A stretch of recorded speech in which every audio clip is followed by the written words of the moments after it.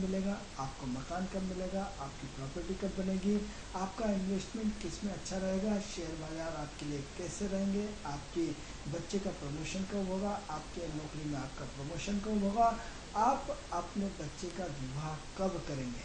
ऐसे अनेकों प्रश्न हैं जिसका आप हमारे कार्यक्रम किस्मत सवारी के माध्यम से घर बैठे अपना उत्तर पा सकते हैं। मित्रों, ये बिल्कुल सामान्य कॉल है। इस कॉल के माध्यम से हम आपकी समस्या का समाधान घर बैठे आप अपने हमारे कार्यक्रम किस्मत सवारी के साथ कर सकते हैं। मित्रों, जैसे कि पता है कि सबसे पहले हम आपको अपने कार्यक्रम की जानकारी देते हैं, जो हमने आपको महत्वपूर्ण जानकारी दी। कार्यक्रम को आगे बढ़ाते हुए इस कार्यक्रम का, जैसे कि आपको पता है, इस कार्यक्रम का उद्देश्य आपकी समस्या का समाधान है। इस कार्यक्रम का उद्देश्य आप ज्योतिष के प्रति जो रूढ़ियाँ फैली हुई है, ज्योतिष के प्रति जो विचारधारा बनी हुई है, उसमें परिवर्तन लाना है। ज्योतिष के प्रति जो आपकी शंकाएं और कुशंकाएं, उनको हमारे कार्यक्रम किस्मत सवारी के माध्यम से दूर करना है। ये प्रतिनिधि कार्यक्रम से संबंधित जानकारी। मित्रों, जैसा कि आपको पता है कि हम आपसे अपने विचारों के आदान प्रदान करते हैं। विचार जो आपकी ज़िंदगी बदल सकता है, विचार जो आपके जीवन में बड़ा परिवर्तन ला सकता है, विचार जो आपके जीवन में ऐसी क्रांति ला सकता है जो आपको न जाने कहाँ से कहाँ पहुँचा सकता है। एक विचार आपकी ज़िंदगी की नई दिशा हो सकती है, एक विचार आपकी ज़िंदगी में बड़ा परिवर्तन ला सकता है, एक एडवाइस आपकी ज़िंदगी में वो क्रांति ला सकती है जिसकी कि आप सोच भी नहीं सकते। मित्रों, यदि एक शब्द यदि आपकी ज़िंदगी में चुभ जाए और वो आपको इतना महान बना देता है जो आपको अपनी एक नई ज़िंदगी को जीने के लिए प्रेरित करता है। मित्रों, जैसे कि हमने आपको बताया था कल क्रोध के विषय में। क्रोध, सबसे पहले 2 मिनट इसको रिपीट करते हैं। क्रोध की उत्पत्ति कब होती, कैसे होती, किन कारणों से होती है, हम गुस्सा कब करते हैं। मतलब जैसे हमने आपको बताया था कि गुस्सा हमें सिर्फ 2 चीज़ों पर आता है, यदि तो हम व्यक्ति को अपना कमज़ोर समझते हैं या फिर व्यक्ति को मूर्ख समझते हैं। 2 ही कंडीशन पे गुस्सा आता है, इसके अलावा में गुस्सा नहीं आता है। अब गुस्सा फिर हमने इसमें भी बताया था कि अंदरूनी गुस्सा या बाहरी गुस्सा। फिर हमने एक सक्षम व्यक्ति पे हमें गुस्सा आता है लेकिन हम कर नहीं पाएंगे, और अपने से छोटे व्यक्ति पर हम तुरंत अपना गुस्सा उतार देते हैं। इसी तारतम्य में हम आपको आगे की जानकारी देते हैं कि गुस्से के प्रकार और क्या हो सकते हैं। मित्रों, गुस्सा क्या होता है, जब हमारे मन की भावनाएं हमारे अनुरूप पूरी नहीं हो पाती तब हमें गुस्सा आता है। मन की भावनाओं को हम यदि कंट्रोल करना सीख जाए, मन की भावनाओं को हम अपने अंदर संतुष्ट होना सीख जाए, तो शायद हो सकता है हमें गुस्सा नहीं आता। अब गुस्से के हमने आपको प्रकार समझाते हैं। कल कहीं आपसे बहुत अच्छी डिस्कस आपसे अपने विषय में होती, तो इसी तारतम्य में हमने आपको बताया था कि गुस्सा किस तरह का है। अब गुस्सा, सूर्य का गुस्सा अलग है, मंगल का गुस्सा अलग है, चंद्र का गुस्सा अलग है, राहु का गुस्सा अलग है, केतु का गुस्सा अलग है। हर ग्रह का एक अपना गुस्सा करने का तरीका होता है। अब मान लो एक गाँव का आदमी आपको गाली देकर गुस्सा आएगा तो पूरी खड़ी लैंग्वेज में आपको बड़ी अजीब तरीके से आपको गुस्सा करेगा। इसी की तुलना में यदि आपके पास जो एक शहर वाला व्यक्ति आएगा, और शहर वाला व्यक्ति आकर के जब आपसे गुस्सा करेगा तो कैसा गुस्सा करेगा, इस तरह का गुस्सा करेगा कि कहीं न कहीं आपको पूरी शालीनता से, मिस्टर बदतमीजिया, इस टाइप से आपको इतनी शालीनता से आपको वो देगा जिसकी कि आप सोच भी नहीं सकते।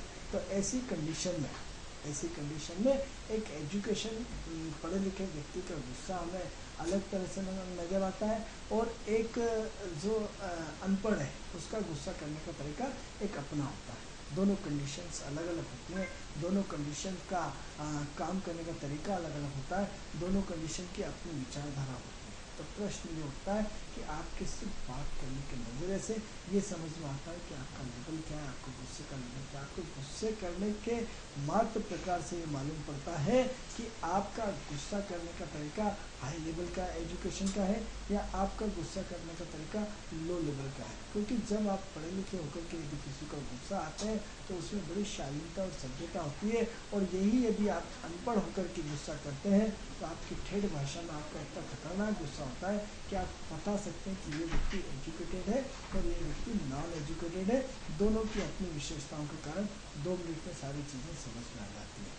अब प्रश्न ये उठता है कि हम गुस्सा करना जायज़ है या नाजायज़ है। मित्रों, यदि सिद्धांत की रक्षा करने के लिए, मूल तत्व की रक्षा करने के लिए, परिवार को चलाने के लिए, बच्चे के हित के लिए, राष्ट्र के हित के लिए यदि हम गुस्सा करेंगे तो बहुत जायज है। यदि आज हमारा पड़ोसी मुल्क हम पे अटैक करता है और हम उसे प्यार की भाषा बोले, हम गुस्सा न करें, नाजायज है। यदि बच्चा गलत संगत में, गलत चीज़ों में, यदि बीड़ी सिगरेट या आवारागर्दी करता और एक माँ बाप यदि गुस्सा नहीं करते तो नाजायज है। प्रश्न ये उठता है कि आपका गुस्सा जायज़ है या नाजायज है? आपके गुस्से का आधार क्या है? आपके गुस्से का प्रकार क्या है? यदि बच्चा नहीं पढ़ रहा है और आप उसको मार रहे हैं तो बिल्कुल जायज़ है। यदि बच्चा इंटेलिजेंट हो, जरा सा उससे नुकसान हो गया और आपने उसको मारा तो नाजायज है। तो ये प्रश्न ये उठता है कि आपको गुस्से की परिभाषा क्या होना चाहिए, गुस्से को किस तरह समझना चाहिए। मित्रों, सबसे पहले हम आपको मंगल की प्रवृत्ति बता रहे थे कि जो गुस्से वाला ग्रह कौन सा है? मंगल वाला ग्रह। मंगल क्या चाहता है? व्यक्ति को खुद स्वाभिमानी चाहता है, प्यार चाहता है, शांति चाहता है, आत्मीयता चाहता है, सहजता चाहता है, सरलता चाहता है और अपने मूलभूत सिद्धांतों पे काम करना चाहता है। ये किसकी विशेषता? ये मंगल की विशेषता है। इसी की तुलना में यदि मंगल का एक तो पॉजिटिव रूप होगा, हर व्यक्ति के दो रूप होते हैं, एक नेगेटिव होता है और एक पॉजिटिव होता है। तो अब एक पॉजिटिव रूप तो हमने आपको बताया कि मंगल किससे खुश होता है? आपकी आत्मीयता से, आपकी सहजता से, आपकी सरलता से, आपके प्यार से, आपके डिसिप्लिन से, आपके बिल्कुल सच बोलने से। इसी की तुलना में इसका नेगेटिव रूप क्या होगा? मंगल बड़ा नेगेटिव तब होता है जब व्यक्ति क्रोध करता है, गुस्सा करता है, जिद करता है, अपनी चलाता है या अपने आप को बहुत समझता है, खर्चीला होता है, घर में नहीं टिकता है, घूमता रहता है। ये मंगल का नेगेटिव रूप है। अब प्रश्न ये उठता है, दोनों रूपों का हम बैलेंस किस तरह बनाएंगे, दोनों रूपों को हम अपने जीवन में किस तरह सार्थक करेंगे, किस तरह हम अपने मंगल को ठीक करेंगे, किस तरह हम अपने मंगल की ऊर्जा को अपने जीवन में पॉजिटिविटी लाएंगे। मित्रों, क्रोध किसी भी समस्या का हल नहीं होता है। क्रोध करने से सिर्फ एनर्जी चली जाती है। क्रोध करने से सिवाय दुख के अलावा कुछ नहीं मिलता है। क्रोध करने से हम चारों तरफ से मुसीबतों से घिर जाते हैं। आपका एक क्रोध आपकी जिंदगी को बिगाड़ सकता है। आपका एक क्रोध आपके व्यक्तित्व को में दाग लगा सकता है। आपका एक क्रोध आपके जीवन में नेगेटिव ऊर्जा फैला सकता है। अब बात ये होती है कि आप कहेंगे साहब तो ज्योतिष होकर के बात किस तरह की करते हैं और इसके मूल ज्योतिष की बात ही नहीं करते। लेकिन सिर्फ मैं आपको उन ज्योतिषों की तरह आपको उन मार्गों पर नहीं लेना चाहता कि आपका मंगल खराब है और आप मंगल में जाके मंगलनाथ की पूजा करा के आइए। हम आपकी पूजा के विरोधी नहीं हैं। आप जाइए, सहर्ष मंदिर में जाना हमारा धर्म है, मंदिर में जाना हमारी संस्कृति है, मंदिर में जाना हमारे लिए पूजनीय है। मंदिर मंगलनाथ हमारे लिए अति पूजनीय है। जिन लोगों का मंगल अच्छा हो या खराब हो, मंदिर के दर्शन करना हमारा कर्तव्य बनता है, हमारा सौभाग्य बनता है। जब व्यक्ति का भाग्य उदय होता है तब व्यक्ति मंदिर जाता है। मित्रों, तो मंदिर आपके मंगलनाथ के बिल्कुल हम आपके विरोधी नहीं है। जाइए, आप मंगलनाथ का दर्शन करिए। पूरे हिंदुस्तान में एक ही मंगलनाथ का मंदिर है जिससे हमें कहीं न कहीं वहाँ से शांति मिलती है। जो लोग अपने भाई छोटे भाइयों को परेशान करते हैं या छोटे भाइयों को तकलीफ देते हैं, उनका मंगल निश्चित रूप से खराब हो जाता है। उनके लिए मंगल बड़ा दुखदायी हो जाता है। बड़े भाई जो अपने बड़े भाई का आदर नहीं करते हैं, उनका गुरु खराब होता है। वो अपने सिद्धांत से भटक जाते हैं, अपनी शिक्षा अपने जीवन में परेशानियाँ खड़ी कर देते हैं। इसी की तुलना में यदि मंगल यदि गुरु बड़ा भाई है तो मंगल छोटा भाई है। तो ऐसी कंडीशन में आप अपने मंगलनाथ पर जाइए। हम आपसे दूसरा, यदि जो अन्य तुलना में यदि मंगल के आप मंत्र का जाप करते हैं, आप यदि मंगलनाथ की घर पे रोज कैसेट चला करके स्लो म्यूजिक में और मंगलायन मतलब उसके जाप करते हैं तो कोई भी इसमें कोई बुराई नहीं। बट इसके अलावा यदि कोई मुद्दा सजेस्ट करता है, हम इसके भी विरोधी नहीं हैं। हम मंगल को हम अपनी थीम से, अपने चश्मे से, अपने सिद्धांत से आपको समझाना चाहते हैं कि मंगल का काम मुख्यतः खर्च करना है। यदि आपका खर्च हो रहा है तो उसे होने दीजिए, लेकिन खर्च दो रूप में होता है, एक सात्विक खर्च, एक तामसिक खर्च। यदि जायज़ खर्च हो रहा है तो उसे खर्च करने में कोई दिक्कत नहीं। मित्रों, मंगल को खर्च करने से मत रोकिए। यदि वो आज आपसे खर्च करवा रहा है तो कल आपको खर्च देगा भी सही, इसमें कोई शक नहीं, कोई डर नहीं। क्योंकि जिस लोहे से लोहा कटता है उसी लोहा से जो मतलब लोहे को लोहा ही काट सकता है, दूसरी चीज़ नहीं काटता है। यदि मंगल आज आपसे खर्च करवा रहा है तो ये कल आपके धंधे में इजाफा भी करेगा, आपको पैसे देने की व्यवस्था भी करेगा। मित्रों, अब प्रश्न ये उठता है कि मंगल को हम कैसे ठीक करें। तो मंगल को हम अपने ज्योतिषीय आधार पर हम कहते हैं कि जिनके छोटे भाई होते हैं उनकी आप छोटे भाई को प्रेम करिए, छोटे भाई की मदद करिए, सबसे पहला काम मंगल करिए। दूसरा, आपको यदि गुस्सा आ रहा है तो गुस्से को देखिए, गुस्से को करिए मत, गुस्से को देखना सीखिए। यदि आप अपने जीवन में गुस्से को सिर्फ देखना सीख गए मित्रों, कर दिया तो रबड़ को जितना रबड़ को खींचना तो ठीक है, लेकिन इतना ज़्यादा मत कीजिए कि वो टूट जाए। रबड़ का खींचना बहुत जायज़ है। आपको अपने बच्चे को डांटना बहुत ज़रूरी है, लेकिन इतना मत डांटिए जितना आपको आपसे नेगेशन में चले जाए। आप जीवन में हर चीज़ का उपयोग करिए, लेकिन अपने स्वाभिमान और शान की इज्जत को हमेशा बचा के रहिए। इसमें कोई समझौता नहीं होना चाहिए।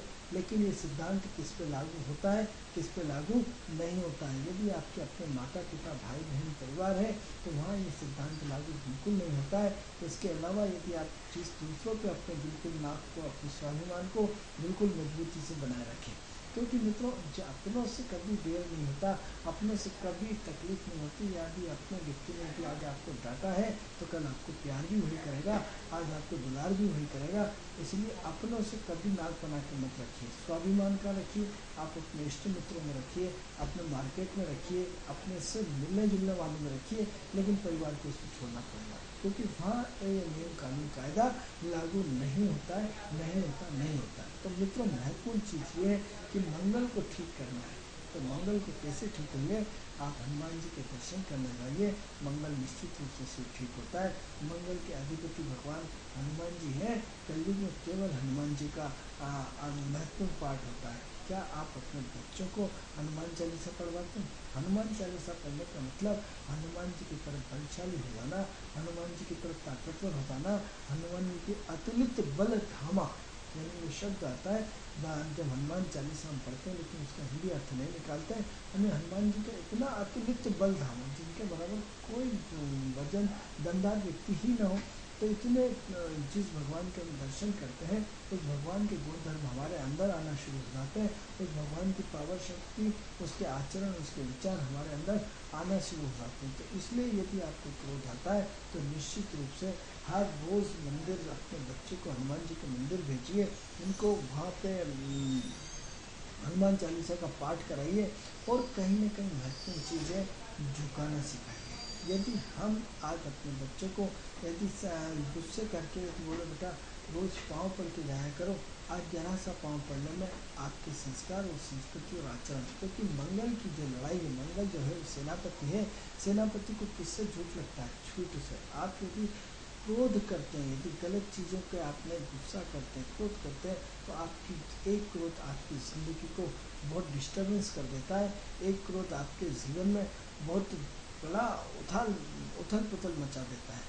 अब ऐसी कंडीशन में हम अलग अलग राशियों में अलग अलग चर्चा करेंगे कि किस राशि को किस तरह क्रोध आना चाहिए, किस राशि को क्रोध नहीं आना चाहिए। मित्रों, जब हम मेष राशि की चर्चा करते हैं और मेष राशि के मंगल के संबंध की बात करते हैं, तो मेष राशि और मंगल उसका स्वामित्व है, ऐसा व्यक्ति काफ़ी बलशाली हो जाता है। यदि मंगल यदि मेष लग्न में या मेष राशि में ही बैठा है तो ऐसी कंडीशन में उसकी ताकत, उसकी सामर्थ्यता, उसकी शक्तिशालीता खतरनाक बढ़ जाती है।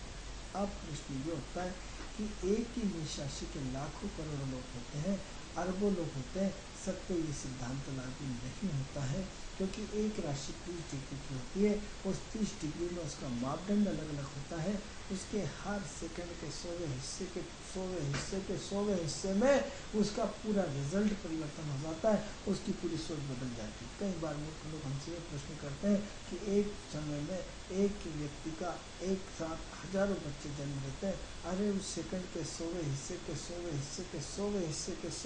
के ऐसे 9 डिविजन्स होते हैं जो कुंडली का नॉलेज रखते हैं। उसमें एक नवांश शब्द का प्रयोग होता है, और नवांश के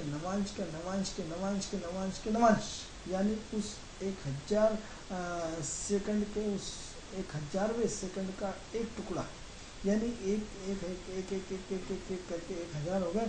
1000 में से जो एक टुकड़ा निकलेंगे उस क्षण में उस क्षण में अलग अलग बच्चे का डिवाइडेशन, उसका भाग्य चेंज हो जाता है, उसका सब चेंज हो जाता है मित्रों। एक सेकंड आपका यूँ करके इतना सा देखना, आपके जीवन में बहुत बड़ा चेंज हो जाता है, क्योंकि घड़ी की कांटे का हर पल, जैसे सेकंडों की हम बात करेंगे, 1 2 3 4 5 6 7 8 9 10 60 तक गिनती चलती है, तो उसका हर सेकंड का हिसाब चेंज होता है।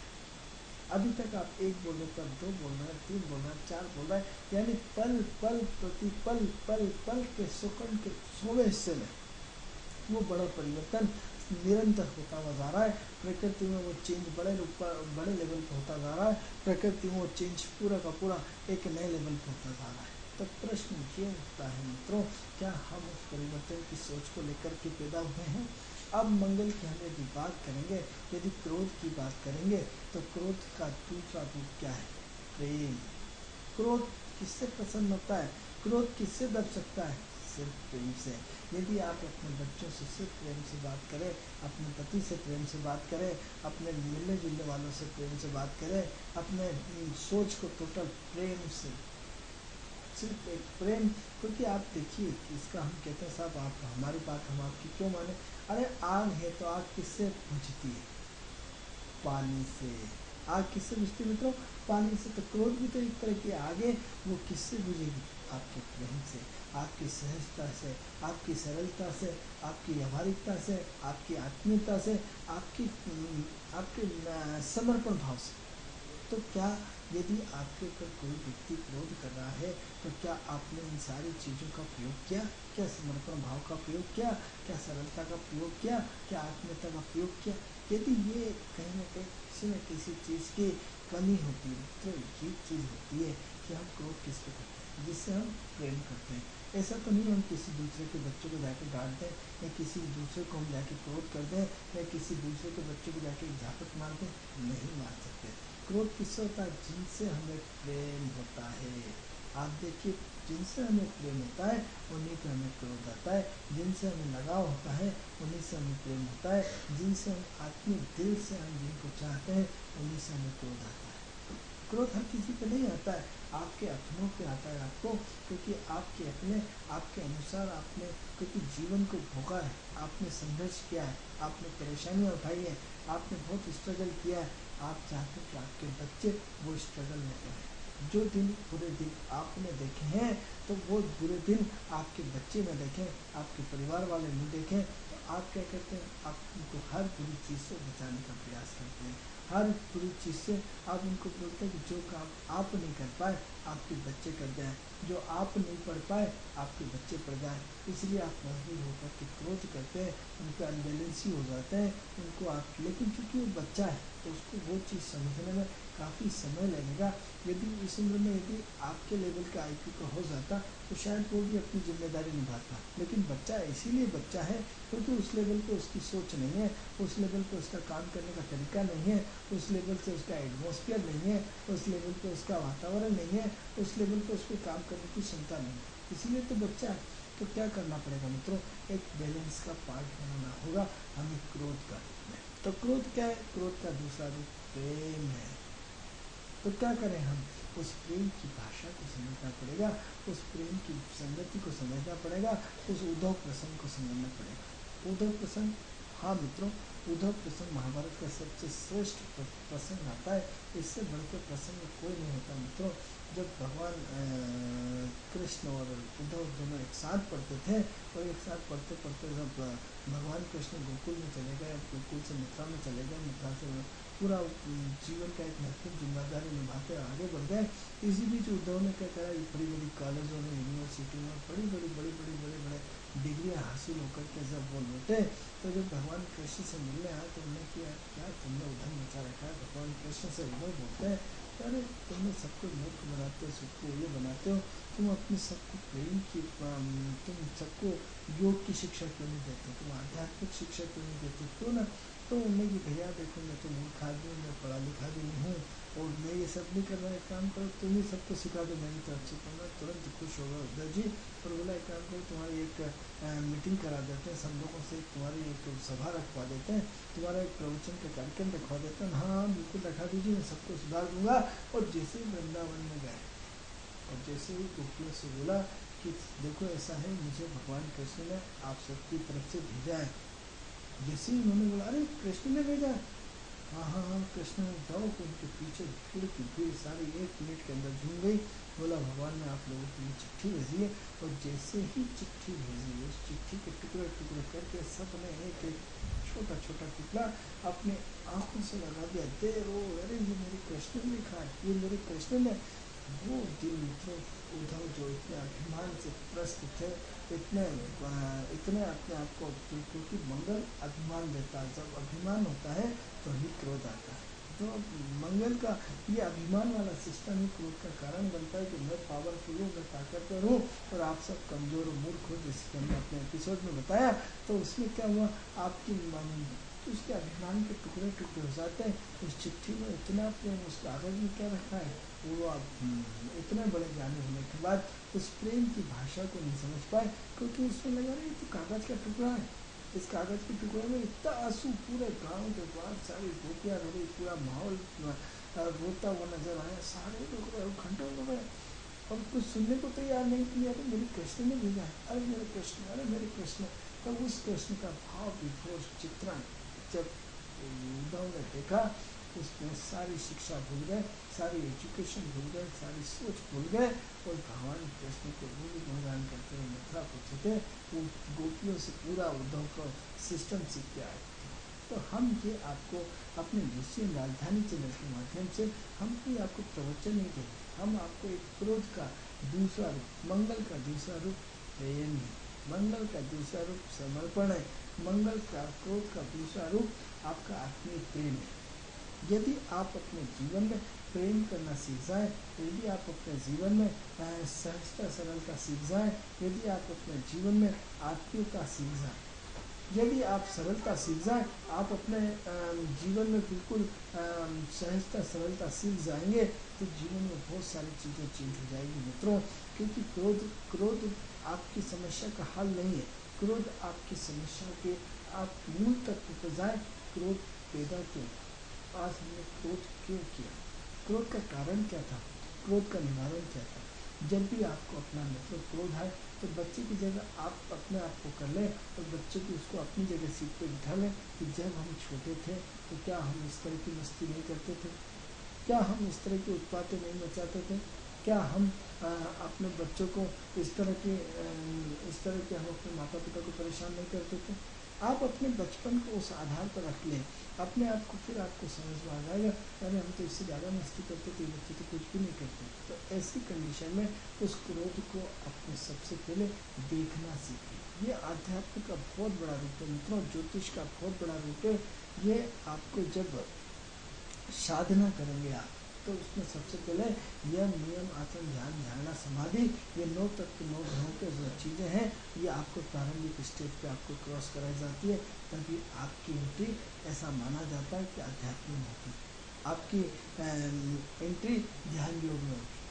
तो जब यम नियम आसन की चर्चा हम आगे कभी करेंगे, लेकिन बट हम आपको इस वक्त ये बताना चाहते हैं कि जो क्रोध का महत्वपूर्ण करता धरता मंगल है। मंगल किससे खुश होता है, मंगल पुरुष ग्रह है, मंगल शुक्र से खुश होता है। मंगल शुक्र क्यों, शुक्र आत्मीयता से, शुक्र प्रेम से, शुक्र सरलता से। आप देखिए कि एक बच्चा सिर्फ अपनी माँ से ही संतुष्ट हो जाता है। एक पिता कितना ही प्रेम करे, सब कुछ करे, लेकिन उसकी संतुष्टि एक माँ के हाथ फेरने से जो मिलती है, वो संतुष्टि शायद किसी में नहीं मिलती, क्योंकि शुक्र उसकी माँ होती है, चंद्र उसकी माँ होती है। वो आत्मीयता का प्रेम, वो बिना तार का प्रेम, वो बिना शब्दों का प्रेम, वो उसकी तरफ खींचता हुआ प्रेम जो बिना जाल का है, बिना वायर का है, बिना तर्क शक्ति का है। हम इतना एक दूसरे को चिल्लाते हैं, एक दूसरे को सब कुछ करते हैं, लेकिन उससे करोड़ों गुना हम अपने दिल में प्रेम रखते हैं। उस प्रेम की भाषा को समझने की कोशिश करें, उस प्रेम को जिसके थ्रू आप अपने घरों को बदलना चाहते हैं। तो सबसे पहले आप अपने मंगल को कंट्रोल करिए। आप कहते हैं साहब आपने मंगल की चर्चा क्यों करी, आप किसी और ग्रह की भी तो चर्चा कर सकते थे। तो हम आपसे एक प्रश्न फिर पूछते हैं कि 9 12 की 12 राशियों में सबसे पहले मंगल क्यों आया। 12 की 12 राशियों में प्रथम राशि मंगल की है। इसका स्वामित्व मेष राशि है और मेष राशि का स्वामित्व मंगल है। जब परमात्मा ने इतनी बड़ी ज्योतिष बनाई, जब ऋषियों ने इतनी बड़ी ज्योतिष का निर्माण किया, तो प्रथम राशि मंगल की क्यों नहीं है? क्योंकि हम ऊर्जा चाहिए, हमें ऊर्जा है। ऊर्जा के बगैर हम अपनी जिंदगी को कुछ नहीं कर सकते। हमें हमारा जीवन का उद्देश्य ही ऊर्जा है। जब तक हमारी ऊर्जा जागृत है, बिल्कुल जागृत अवस्था में है, जैसे हमारी ऊर्जा खत्म हो जाती है, हम सुषुप्त अवस्था में पड़ जाते हैं। सुषुप्त अवस्था में पड़ जाते हैं। ऐसी कंडीशन में पूरी की पूरी स्थिति अपने आप में बहुत मायने रखती है, अपने आप में बहुत दमदारिता रखती है, अपने आप में बहुत वो रखती है कि आप अपनी सोच विचार को बदलें। हम सिर्फ अन्य ज्योतिषी की तरह हम आपसे सिर्फ नकल नहीं करते। हम आपको कहते हैं कि आप अपने मंगल की भाषा को समझें, मंगल की प्लेनिटी को समझें, मंगल के तत्व को समझें, मंगल की पोटेंशियल को समझें। मंगल किन किन चीज़ों को रिप्रेजेंट करता है, मंगल क्रोध को रिप्रेजेंट करता है। तो उस क्रोध की भाषा को समझें, उस क्रोध के पीछे छुपे हुए दर्द को समझें, उस क्रोध के पीछे छुपे हुए उस प्राण ऊर्जा को देखें, उस क्रोध के पीछे छुपे हुए उस तत्व को समझें। वो तत्व यदि आपके दिलो दिमाग में आ जाए मित्रों, तो हमारा आपसे ज्योतिष पर चर्चा करना सफल हो जाएगा। हमारे आपसे यूसीएम चैनल के माध्यम से आपसे डिस्कशन करना सफल हो जाएगा यदि आप अपना मंगल सुधारें। क्योंकि मंगल यदि आप अपना खुद का सुधारने, यदि किसी ज्योतिष या किसी पंडित या किसी विद्वान से अपेक्षा रखते हैं कि वो आपका मंगल सुधार देगा, तो आप सबसे बड़े गलतफहमी के शिकार हैं। 9 के 9 ग्रह आपको स्वयं सुधारना है। हाँ, इतना दंड आपको और भोगना पड़ेगा कि जो मुक्ति आपको 1000 रुपये में होती थी वो आपको 1500 में होती, क्योंकि आध्यात्म जैसी चीज़ के लिए भी आपने दलाल का सहारा लिया। आपने ईश्वर से डायरेक्ट सेटिंग नहीं की कि हे परमात्मा, हे मंगल देवता, हम 9 के 9 ग्रहों को प्रणाम करते हैं। उस मंगल देवता से आपने डायरेक्ट कनेक्शन नहीं किया, उस हनुमान जी से आपने डायरेक्ट कनेक्शन नहीं किया। गए आप किसी एक ज्योतिष के पास, किसी विद्वान के पास, अपने एजेंट के पास गए, क्योंकि ज्योतिष के और भगवान के बीच का एक जो बीच का बिचौलिया है, वो एक हम एस्ट्रोलॉजर है, वो हम ज्योतिषी हैं, वो एक विद्वान है, जिसके थ्रू आप डायरेक्ट मंदिर नहीं गए। आपको जब ज्योतिष ने भेजा कि जाइए मंगलनाथ दर्शन करके आइए, आप बिचौली के गए, तो आप हमारे कहने पे गए, इसलिए 50% आपका पुण्य हम लेंगे। आपका 50% आप देना चाहें या नहीं चाहना चाहें, हमें स्वतः ही मिलेगा। क्योंकि आपने जो अभी तक आपने गाय कुत्ते को, या जो भी आपको पंडित या जो भी विद्वान या जो भी कहता है, आप उसके थ्रू करते हैं। आप डायरेक्ट नहीं करते हैं कि नहीं डायरेक्ट तुलसी को जल दें, डायरेक्ट तुलसी के पत्ते खाएं, डायरेक्ट प्राणायाम करें। चूँकि ज्योतिषी माध्यम से गए तो उसका पुण्य भी तो 50% आपको ऑफेट्स ज़्यादा करने पड़ेंगे, क्योंकि 50% तो आपके खाते में, हमारे अकाउंट में चला गया बिना किसी दिक्कत। और एक चीज़ और बताएं कि यदि आपने नहीं भी किया तो कलयुग केवल नाम आधारा, सुमर सुमर मन उतरे तारा। कलयुग में हमने सिर्फ बोल दिया कि आपको ये काम करना है, आपके अकाउंट में ऋण तो चढ़ी गए, 50% पुण्य तो हमें मिलना तय है। आजकल आपने देखा होगा एयरटेल और इसमें आपका बैलेंस खत्म हो जाता है तो आपको उधार में बैलेंस मिलता है, जब भी आप डलाएंगे तुरंत काट लेगा। तो जब भी आप अच्छा काम करेंगे तो हमारे खाते में एंट्री तो तुरंत जमा हो जाएगी, क्योंकि हमारी एडवाइस आपको आपके कान तक पहुंची। आपने हमारा कार्यक्रम सुना, 50% तो ऋण हो ही गया आपने। क्योंकि नेक कार्य यदि आप अपनी मर्जी से करते हैं तो ईश्वर बड़ा खुश होता है। आपको ईश्वर फल तो उसमें भी देगा, उसमें भी देगा, लेकिन दलाल के थ्रू करा तो दलाली का परसेंटेज कहाँ जाएगा। आप यदि कोई मकान डायरेक्ट देखते हैं तो क्या होता है, आपका कमीशन 2% बच जाता है, 1% बच जाता है। और यही काम यदि दलाल के थ्रू होते हैं तो आजकल 1%, 2%, 2 लाख, 3 लाख, 5 लाख, 10 लाख कितने तक होता है। इतनी बड़ी डीलिंग होती तो 50 लाख से कम तो कोई मकान नहीं मिलता, तो यदि मिलता है तो असंतुष्टपूर्ण मिलता है। तो ऐसी कंडीशन में आपका 50 लाख रुपए कमीशन कितना हो गया, दलाली तो ली ना आपने, तो फिर इसमें दलाल क्यों? क्योंकि ज्योतिष जैसे विषय में भी आपने अपनी दलाली के माध्यम से ईश्वर तक पहुँचना था। दलाली का आपने ईश्वर पे विश्वास नहीं किया, आपने परमात्मा पे विश्वास नहीं किया, आपने अपने आत्मा पे विश्वास नहीं किया। क्योंकि ईश्वर ने सबकी शादी निर्धारित कर रखी है, आपने ईश्वर ने सबका प्रमोशन निर्धारित कर रखा है, ईश्वर ने आपकी विदेश यात्रा निर्धारित कर रखी है, आपने ईश्वर ने आपके बच्चे की तारीख डिलीवरी की निर्धारित कर रखी है, ईश्वर ने आपको पहली संतान लड़का हो या लड़की होगी सब निर्धारित कर रखा है। लेकिन आप ईश्वर पर विश्वास नहीं करेंगे, आपके ऊपर आप ज्योतिष पर विश्वास ज़्यादा करेंगे। हाँ, ज्ञान की जहाँ चार बातें सुनते मिलती है उसे सुनना चाहिए, उसमें अमल करना चाहिए, उसमें कोई बुराई नहीं। ज्ञान कहीं से भी लिया जा सकता है, कहीं से भी चुराया जा सकता है, कहीं से भी ग्रहण किया जा सकता है, लेकिन ज्ञान पे अमल नहीं करना उससे बड़ा और अपराध करा। चलो नहीं पता था, कोई दिक्कत नहीं, आपने 50% 1000 रुपये को 1500 देना पड़ता, कोई दिक्कत नहीं है, लेकिन यदि 1500 आपने नहीं दिए तो ऋण बढ़ता हुआ चला जा रहा है, आपका कर्ज बढ़ता जा रहा है। और यदि नहीं भी बढ़ता जा रहा मित्रों, तो यदि आपने अपने पद पे रह करके अपने कर्तव्यों का पालन नहीं किया, अपने फर्ज का पालन नहीं किया, मंगल आपको दंड दिए बिना मानेगा नहीं, मंगल आपको दंड दिए बिना आपको छोड़ेगा नहीं, मंगल आपकी एक्टिविटी करे बिना छोड़ेगा नहीं, आपको निपटाए बिना मानेगा नहीं। तो ऐसी कंडीशन में आपको अपनी ड्यूटी, आपको आपकी जिम्मेदारी, आपको आपका फर्ज, आपको आपका दायित्व, आपको अपना निर्वाह अपना यदि फर्ज के आधार पर नहीं किया तो आपको तोड़ेगा। मित्रों, जब हमने आंखों से देखा है, जब व्यक्ति कुर्सी पे बैठ करके, एक गवर्नमेंट का आदमी जब अपनी कुर्सी पे बैठ करके अपने फर्ज का निर्वाह नहीं करता, आप देखा करो उसके बच्चे की शादी के लिए परेशान होता है, उसके बच्चे आवारा जैसे घूमते हैं, उसके बच्चे या वो अपने कहीं ना कहीं दुखी रहता है, कहीं ना कहीं परेशानी से घिरा रहता है, या फिर उसके धंधे में उसकी तनख्वाह आती और चली जाती, कर्ज में डूबा रहता है, कहाँ पैसा आता है, इतनी महंगी 80 40 हज़ार 50 हज़ार तनख्वाह होने के बाद हैरान परेशान रहते हैं, घर में शांति नहीं रहती। क्यों? क्योंकि वो अपने फर्ज को नहीं निभाते। यदि आप शिक्षक हैं तो आपका बच्चे को यदि कोई नहीं पढ़ाए तो, क्योंकि आप अपने फर्ज को नहीं निभाते, तो क्रोध तो आप प्रकृति आपसे करेगी से ना, क्रोध का दंड तो आपको भोगना पड़ेगा।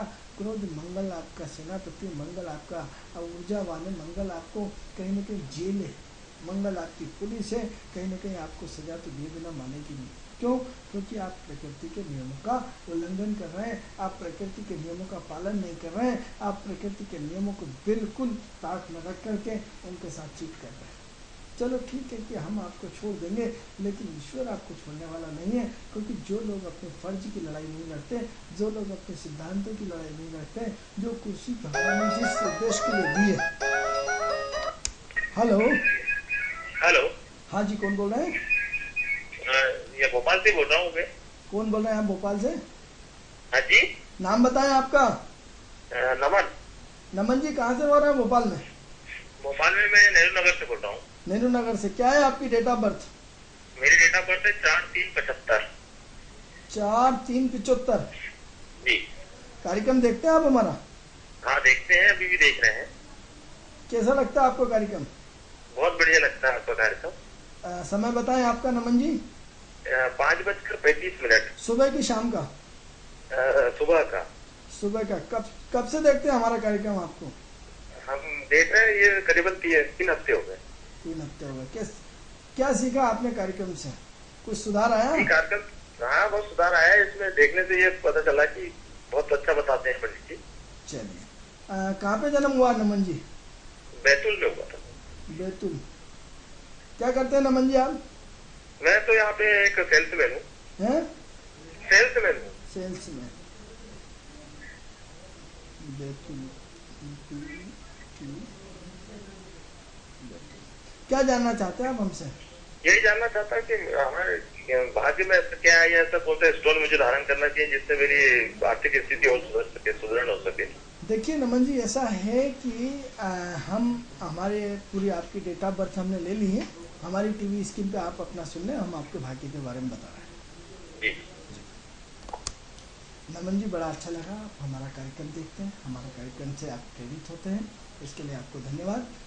मित्रों, सिर्फ हम आपको एस्ट्रोलॉजिकल आधार पर सिर्फ आपको आपके फर्ज की तरफ प्रेरित करके यही कार्यक्रम का हमारा उद्देश्य है, क्योंकि अभी तक आपने बहुत सारे ज्योतिष के कार्यक्रम सुने, लेकिन फिर आपको ही सुधारना है, आपको ही बदलना है, आपको ही उठना है, कोई आपका जख्म भरने वाला नहीं है। तो मित्रों, आप नमन जी ने हमें 4/3/1975 5:35 बैतूल इनका डेट ऑफ बर्थ है, हम इनके बारे में बताएंगे। नमन जी बहुत एक्टिव बंदे हैं, नमन जी बहुत एनर्जी वाले बंदे हैं, नमन जी बहुत सिद्धांतिक बंदे हैं।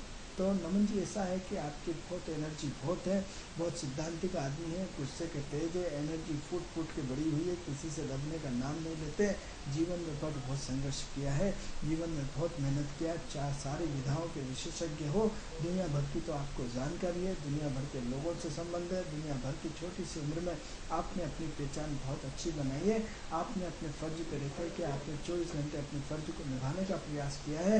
और नमन जी ऐसा है कि बहुत प्रैक्टिकल लाइफ जीते हैं। जितनी जितनी चादर होती है उतना ही पाँव पसोरते हैं, इससे ज़्यादा पाँव पसोरते नहीं। तो ऐसा है कि एक तो आपके मन में दिमाग में उथल पुथल बहुत ज़्यादा चलती है, आपके दिमाग में उथल पुथल इतनी ज़्यादा चलती है कि कभी एक काम से संतुष्ट नहीं होते हैं, नए नए प्लान लगातार आपके दिलो दिमाग में आते रहते हैं। तो ऐसी कंडीशन में नमन जी ऐसा है कि आपने अपनी मेहनत बहुत करी है, आपने बहुत संघर्ष किया है, आपने बहुत परेशानियां उठाई हैं, लेकिन अभी 2010 से आपकी लाइफ में काफ़ी सुधार पहले की तुलना में आया है। 2013 आपके लिए पहले से काफ़ी बेटर दिन गया है और धीरे धीरे काफ़ी सुधार हो रहा है। तो नमन जी कल फिर आप फ़ोन करिएगा, चूँकि समय हमारा पूर्ण हो रहा है और कार्यक्रम से आपकी कुंडली बहुत अच्छी है, पहले से आपके जीवन में लगातार 2010 से काफ़ी सुधार आया है और ये लगातार निरंतर सुधार आएगा। 2012 के बाद तो लगातार आपकी लाइफ में सुधार है, लेकिन बस विचारों में अस्थिरता के कारण आप अपने लक्ष्य तक नहीं पहुंच पाए। तो आप एक काम करिएगा, कल फिर फ़ोन करिएगा, हमारा समय पूर्ण हो रहा है, कल आपसे नमन जी पुनः चर्चा होगी। तो मित्रों, कार्यक्रम आपको कैसा लगता है? इस कार्यक्रम से संबंधित यदि कोई भी आप जानकारी चाहते हैं तो हमारी टीवी स्क्रीन पर जो नंबर चल रहा है उस नंबर पर हमें कॉल करके हमारे कार्यक्रम से जुड़ सकते हैं। कल आपसे पुनः इसी समय अपने कार्यक्रम किस्मत सवारे के साथ फिर मुलाकात होगी। तब तक के लिए मुझे आज्ञा दीजिए। नमस्कार।